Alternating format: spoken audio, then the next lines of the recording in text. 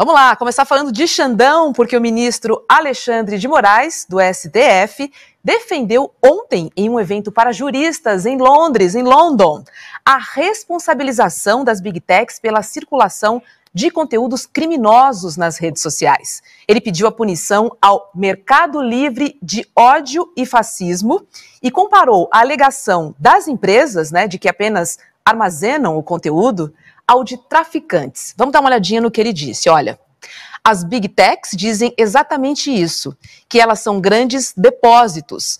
Não há nenhum problema. Se você tem um depósito na vida real, você aluga o depósito e a pessoa que alugou faz de lá um laboratório de cocaína. Você não tem responsabilidade sobre isso. Você não sabia. Fecha aspas da fala do ministro Alexandre de Moraes. Elô, errado ele não tá não, né? Não tá não, e ele continua. Acontece o seguinte: se você ficar sabendo e continua com aquele laboratório ali, porque não é responsabilidade sua, não é você que está fazendo a cocaína, você vai ser autuado junto. E ele ainda destacou, no caso das Big Techs, ainda por cima elas lucram com tudo que é depositado e tudo que circula ali. Elas monetizam, elas ganham dinheiro.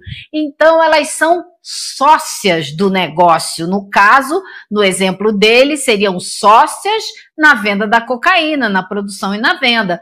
E aí ele está dizendo isso, que elas são sócias na distribuição da mesma droga, a droga da mentira, a droga do ódio, a droga das declarações antidemocráticas. É isso que ele está falando. E ele foi além. Ele ainda disse que é importantíssimo prestar atenção que essas empresas elas já retiram do ar 93% de todo o conteúdo que fala de pedofilia, esse tipo de crime, elas não deixam nem chegar a ter um like, a ter uma visualização.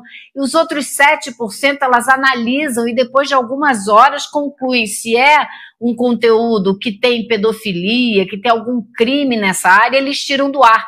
Por que eles estão fazendo isso? Porque pagam caro na justiça, porque tem penalização. E ele está dizendo, para os atos antidemocráticos, para a difusão de mentiras, tem que ser a mesma coisa. Por quê? Porque essas mentiras, elas influenciam as eleições, elas botam na cabeça do eleitor ideias e fatos que não são reais. E aí ele vai para a urna decidir com base em mentiras. Então isso é um atentado contra a democracia. Eu acho que ele está cobertíssimo de razão e a gente precisa. Essa é uma situação que o mundo nunca enfrentou antes, porque essas mídias são novas, então a gente tem que aprender como lidar com elas, e eu acho que ele está apontando um caminho. E assim, não se engane quem acha que é outra coisa, a Elo disse isso muito bem. O pano de fundo para todos esses debates, Roberta, é dinheiro, grana. As redes sociais monetizam polêmica. Quanto mais um post é polêmico, quanto mais ele é visto, mais ele é atrativo para a rede social. E ela também acaba incentivando um efeito de bolha. A gente fala da bolha das redes sociais por isso, porque você acaba vendo os posts que você acredita. Então, se você acredita, por exemplo, que o Lula é ladrão, você vai ter vários posts sendo apresentados para você sobre isso. Se você acredita que o Bolsonaro roubou joias, a rede social vai apresentar para você posts que tem um viés de confirmação das coisas que você acredita. Isso vale também para o discurso de ódio. Essas empresas não têm nenhum compromisso com combate a ódio, com combate à intolerância, com combate à discriminação contra grupos minoritários e combate à liberdade de expressão. Não se engane, toda vez que uma Big Tech entra com esse papo de liberdade de expressão ou de dificuldade técnica para remover conteúdo de ódio, tem um caso emblemático, Elo. Vocês que são mais jovens, que não usavam o Facebook, hoje em dia só nós que é velho usa Facebook. Hoje em dia a garotada não usa mais. Experimentar se postar um mamilo masculino uma foto sem camisa, de um homem sem camisa no Facebook. Essa foto caía em 20 segundos, porque a inteligência artificial do Facebook entendia que tinha um mamilo, e Deus me livre mostrar um mamilo na rede social. Pode nazismo, pode fascismo, pode... Todo tipo de crime podia ser cometido, um mamilo não podia.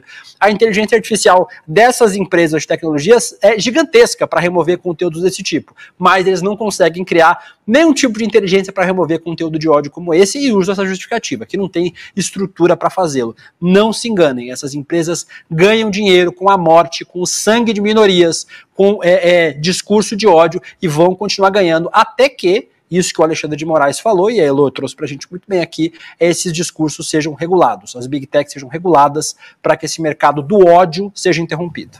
E vamos só lembrar uma coisa, né, Elo, que é muito importante da gente lembrar. A gente tem que repetir isso o tempo inteiro. A gente está falando de monopólios privados que passaram a dominar os novos meios.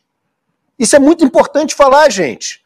Porque quando você abre uma empresa hoje, a primeira coisa que você vai pensar é o seguinte: como é que vai ser a nossa estratégia de Google? Como é que vai ser a nossa estratégia de redes tipo Facebook? Então a gente vai contratar pelo LinkedIn, a gente vai vender pelo Google e pelo Facebook, a gente vai se comunicar no nosso canal oficial, nosso saque, não é telefone, é pelo WhatsApp.